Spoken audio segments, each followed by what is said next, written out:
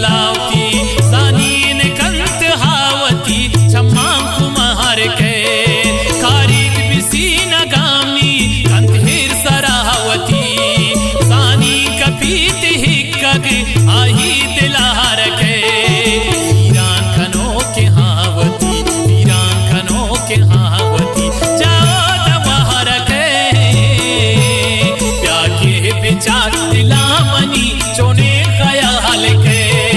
प्याके विचार दिलामनी चोने ख्याल के वीरान खनों के हावती वीरान खनों के हावती जाओ दवार के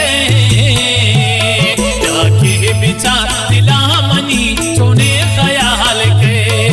प्याके विचार दिलामनी चोने ख्याल के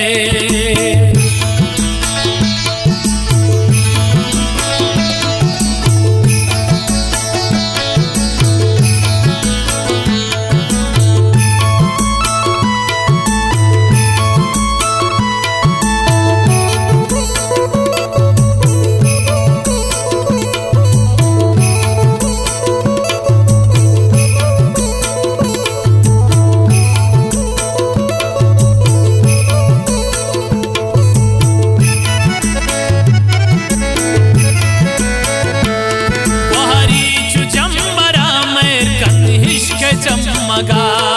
सानी खत्म मनी तंबी पम बहार के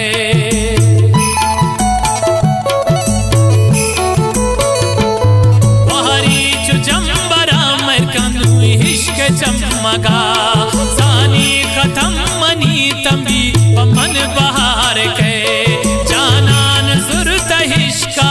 कसे समानदारी सानीन कंत मावती इस्ताल बयान के वीरान खनों के हावती वीरान खनों के हावती जाहो दवार के प्याके विचार दिलामनी चोने ख्याल के प्याके विचार दिलामनी चोने ख्याल के वीरान खनों के हावती वीरान खनों के हावती जाहो दवार के विचार दिलामनी चोने ख्याल के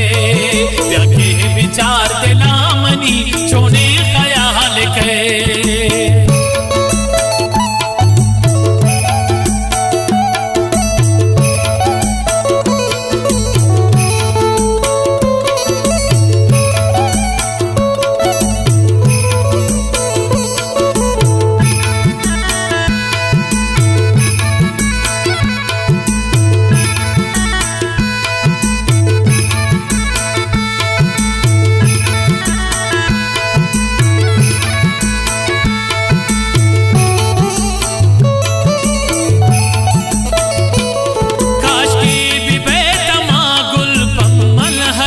कताचो सानी गो हाशिकान हम नियुति शुमार के